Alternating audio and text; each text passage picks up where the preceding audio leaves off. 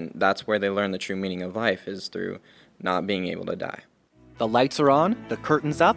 This is Steps to the Stage.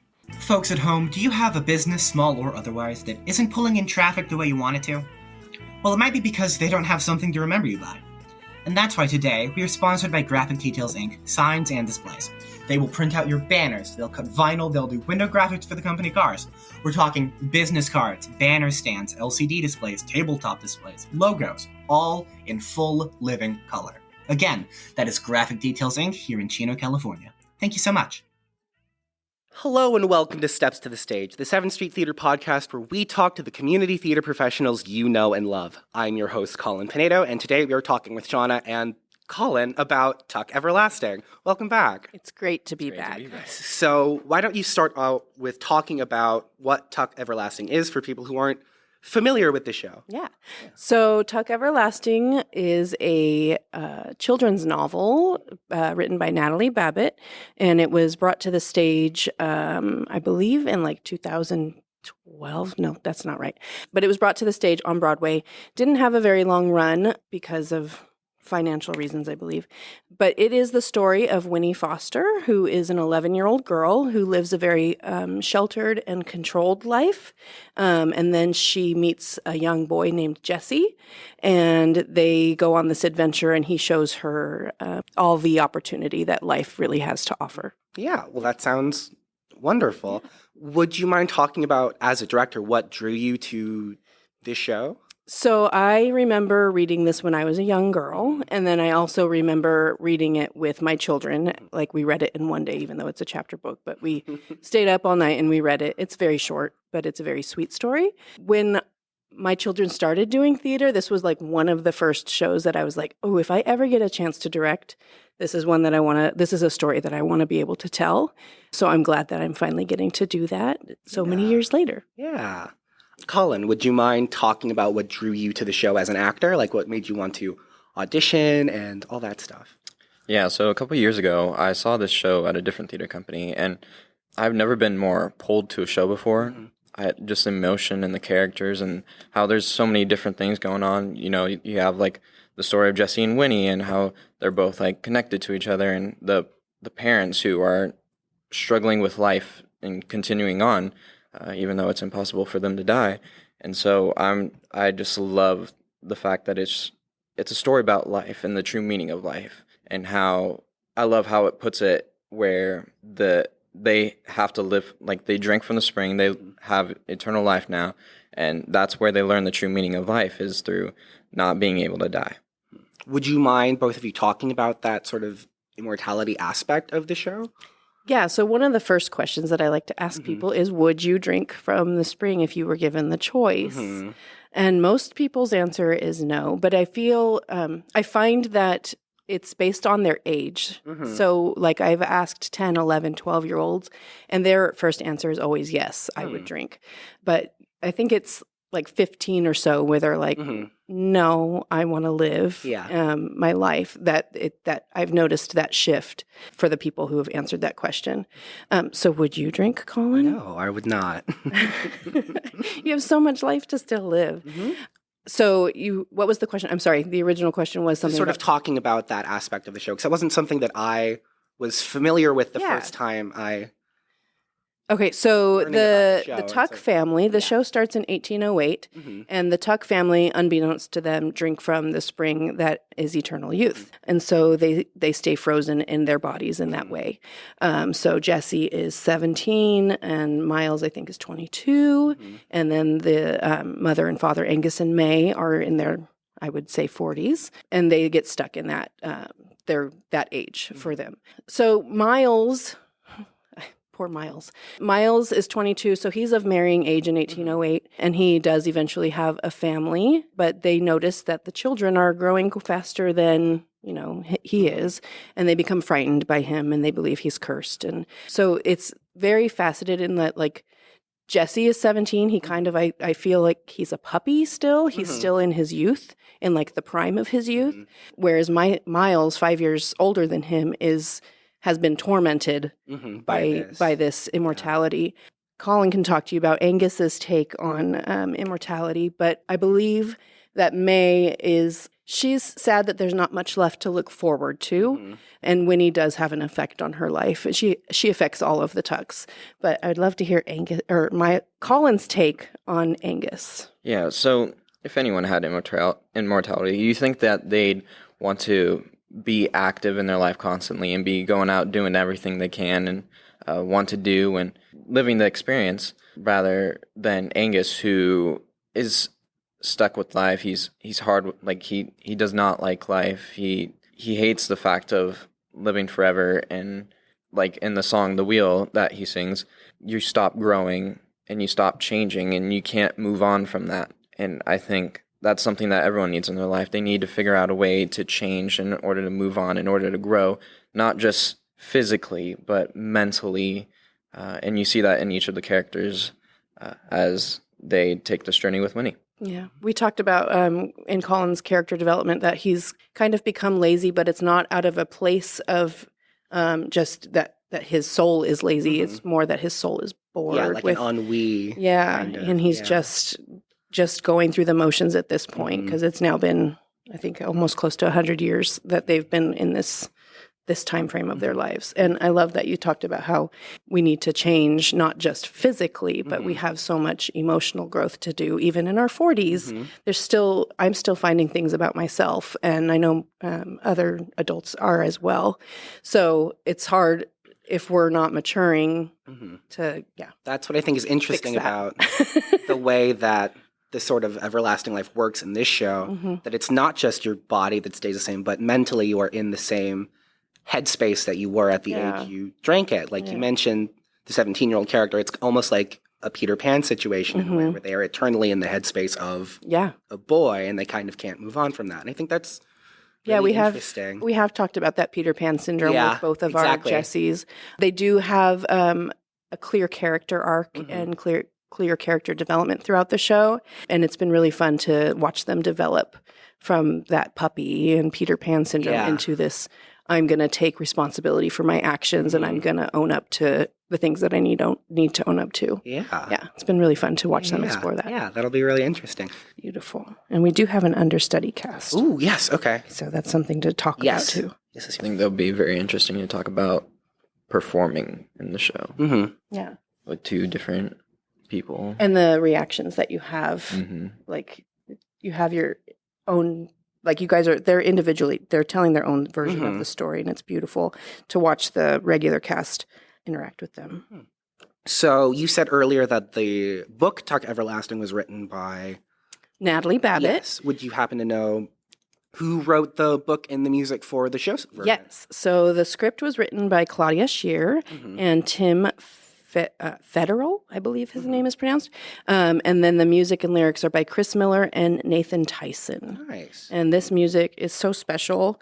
I love the folk aspect of it. It's very similar to like Bright Star or like Steve Martin and his like banjo playing. Yeah.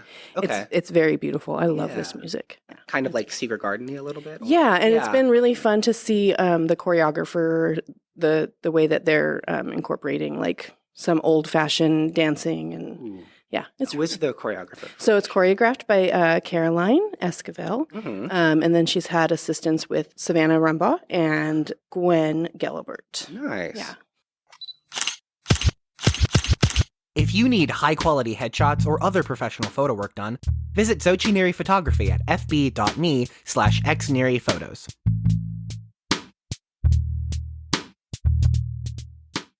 Would you mind talking about, just walking through the theater today, I saw that the set is starting to be built. Yeah, it's coming it's getting there. It's really close. And I'm loving watching, again, it's all about the process. Like, that's what draws me to, keep doing this, is like seeing all of the parts fall into place. But I originally had the vision of them all being painted, everything being painted, but I'm seeing this raw wood. Yeah. And it's so beautiful, and it like it would go in very well to the story for it to be stuck in that space as well. So I'm playing with the idea of just keeping the raw wood, but we'll see what our set designer, Mickey Estrella, has to say about that. Yeah. Cool. I didn't know that. Yeah. Nice. Yeah, she's doing a great job. This is her first time set designing for us here at CCCT. That's fantastic. Yeah. I'm Really very didn't know proud that. of her. That's And so cool. It's coming along beautifully. Yeah.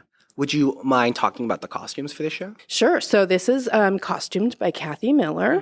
Of course, we have the lovely Karen Larson as well is helping her, and some parent assistants.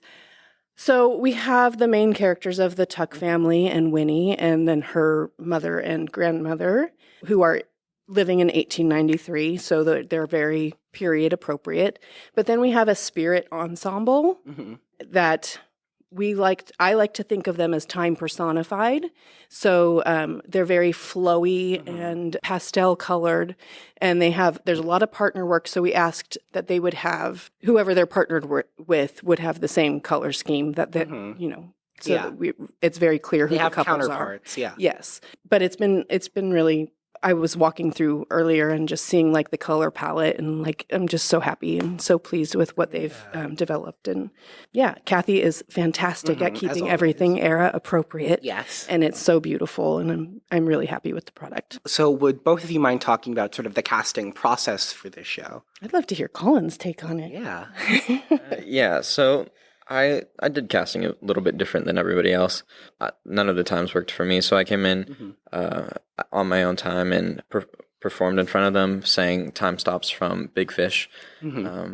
Yeah, and then right after that, they took me into, I guess, a dance room, sort of, with a big mirror, learned the dance really quickly, and it's actually really fun to learn the dance, and especially this dance, because this one was a partner one, and I got to do it with Emily Crona. And so, who is our stage manager? Yeah. So that was really fun. And then the next day was callbacks, and that's when I really got to see most of the cast and how well they perform and how well they work with other people, even people that they've never seen before or never performed with. And this is my first show at CCCT. I was so humbled and so proud of everyone's work at callbacks, and happy to work with every single one of them. So you mentioned that this is your first time at CCCT. How are you liking it?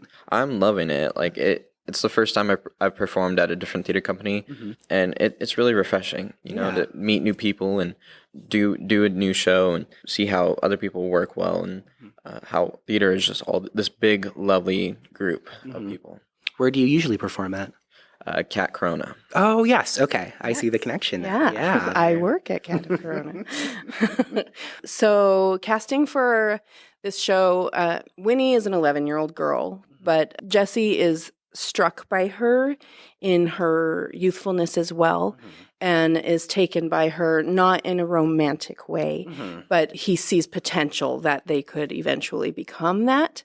So it's a mature theme, so that we set the ages for this for 15 to 22, so that the actress playing Winnie would be able to understand that this isn't like instant crush, that they're truly partners in crime, and it's really based off of friendship, and that Jessie just can theoretically see them together in the future. Yes, when the time is appropriate. So we had several people come out, and sometimes there are multiple people who are just right for the role. So we did decide to double cast the role of Winnie Foster and Jessie Tuck. They are both vocally taxing roles as well, and physically exhausting. So we wanted to give not just more opportunity, but time for bodies to heal and voices to rest as well. So we do have double casting, or understudy cast, that has 2 performances, and they're doing a beautiful job. Colin earlier was talking about how it's interesting to see each individual actor's take on the role, and that gives him something more to play with when, reacting to the scene. So I'd love to hear your take on that. Yeah.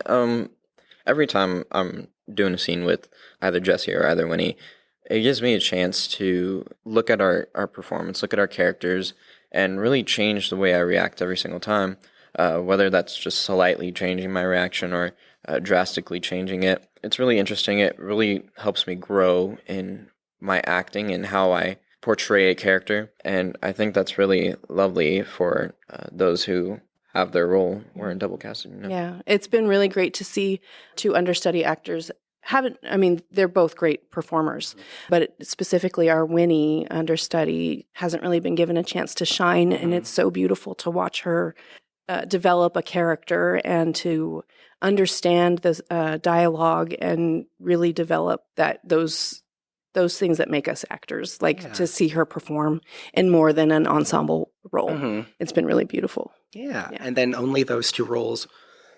Sorry. No, you're good. But only those 2 roles are double casted. Yes? Correct. Okay. Yeah. So if you would love to see our understudy cast, they will be performing on July 6th and 11th. So that's our, and then the remaining, the regular cast will be the show opens July 5th and runs through the 13th. So the other cast will be performing all the other performances. Perfect. I'm glad that the understudies get their own shows. Yes, I think that's so important. Like they've done so much work to, learn not just their track of the ensemble, which is also taxing, but to also play these lead roles without as much rehearsal time. Yes. And I love seeing how much growth comes from that. I feel like each performer, it's been beautiful to watch them. It's been beautiful to watch them. They have to do so much more work, both not just the understudy cast, but the regular cast is also going to be stepping into that ensemble track. Okay. When they're not performing as the leads. Switching off. So those 4 actors have a lot 2 whole that they're learning. completely separate roles to do. Yeah. So it's been really interesting to see the growth, not just in their ensemble parts, but in their lead roles as well, and just see them step into those individual parts so beautifully. Yeah, being able to have their time in the spotlight. Yeah. And the lead cast is being very supportive. Not lead cast, I hate that term. Yeah. But the cast is being very supportive of their understudies and helping them with their blocking if they forget. And there's no competition. We've talked very early on about how, like we said earlier, you have your own individual Winnie, you have your own individual Jessie, and there's something beautiful, and that you earned those roles by showing us those versions of those characters. So it's been really, really beautiful to watch the support of these older actors supporting the younger actors in their roles. Yeah, I always think understudies are a little underappreciated, especially in instances like this where they have multiple tracks to learn. Right. It's a difficult thing. It's a lot to do. Those people get paid a lot of money on Broadway. Exactly. We call them a super swing. And they've really shown us what they can do. And it's, I'm really excited for all of their future. The whole cast. Yeah. They're all so talented. That's great. Yeah. Once again, would you mind saying the dates for the show? Sure. So we open July 5th and we run through July 13th. And again, the understudy performances, and I would encourage you to see both casts because, again, they're so individual. Understudy performances are July 6th and 11th. Perfect. Yeah. Final question. Would each of you drink from the spring? I'm going to go with no. I think it's just, I want to live life, but not forever. I think I'll get too bored of it and stuck with life and grow past everybody, and I want to see growth in myself. Yeah, that's what. Yeah, I love that. Yeah. I think each of us has our own character that we relate to the most in any performance that we see of any show. But I do definitely relate to May, the mother of the Tuck family, and her having so much to look forward to before she drank from the spring, seeing our children grow up and get married and then experiencing grandchildren. So no, I would definitely not drink from the spring. Well, thank you both of you so much for being here today. Thank you for having us. Of course. Yeah. Be sure to go see Tuck Everlasting. Yes, please do. All right. Again, thank you so much. Thank you. Yeah. If you need insurance, Vince will work for you. Vince Polito is a local farmer's insurance agent who wants to help you out. Auto, home, renters, and more, open 8 to 5 on all weekdays. Over 35 years experience and licensed in 4 states. Call now. Thanks for listening to Steps to the Stage, and now it's time for the curtain call.